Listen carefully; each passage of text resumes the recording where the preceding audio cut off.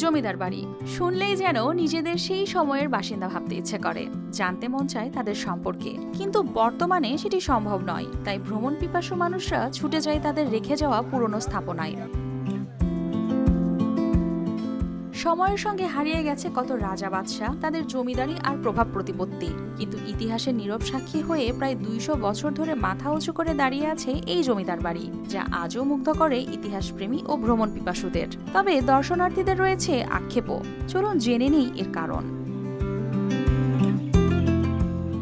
বাংলাদেশের ঐতিহাসিক জমিদার বাড়িগুলোর মধ্যে অন্যতম টাঙ্গাইলের করটিয়া জমিদার বাড়ি। পান্নী পরিবারের হাত ধরে গড়ে ওঠা এই ঐতিহাসিক স্থাপনাটি প্রায় ২০০ বছর ধরে বহন করে চলেছে বাংলার ঐতিহ্য ও ইতিহাসের স্মৃতি। প্রায় ১৭ শতকের প্রথম দিকে করটিয়ায় বসবাস শুরু করেন সাদাত আলী খান পান্নী। মোগল ও জৈনিক স্থাপত্যের সংমিশ্রণে নির্মিত এই বাড়ি প্রথম দেখাতেই মুগ্ধ করে দর্শনার্থীদের। এখানে রয়েছে প্রাচীন ফলজ ও ভেষজ বৃক্ষ, সংরক্ষিত রয়েছে জমিদারদের ব্যবহৃত মূল্যবান আসবাবপত্র ও নানা ঐতিহাসিক নিদর্শন।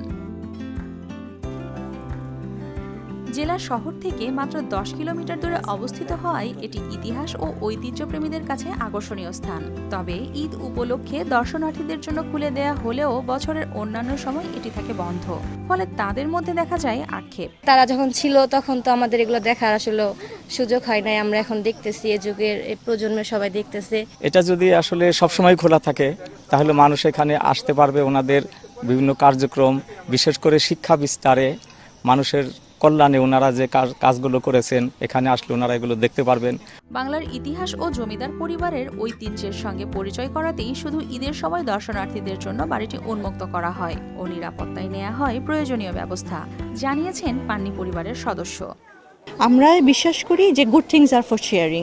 আমরা বিশ্বাস করি যে এখানে এটা একটা কালচারাল হেরিটেজ সাইট, এখানে সবার অধিকার আছে আসা যাওয়ার, এবং তার সাথে সাথে আমরা চাচ্ছি যে এখানে এমন একটা পরিবেশ সৃষ্টি করার জন্য সেখানে খুব সবাই শান্তি ফিল করে এসে সেখানে একটা। একসময় যে প্রাসাদ ঘিরে ছিল জমিদারদের জৌলুস ও ইতিহাস, আজ তা হয়ে উঠেছে অতীতের এক জীবন্ত দলিল। পর্যাপ্ত সংরক্ষণ ও সরকারি পৃষ্ঠপোষকতা পেলে হয়তো করটিয়া জমিদার বাড়ি পরিণত হতে পারে দেশের গুরুত্বপূর্ণ ঐতিহাসিক পর্যটন কেন্দ্রে। News desk, RTV।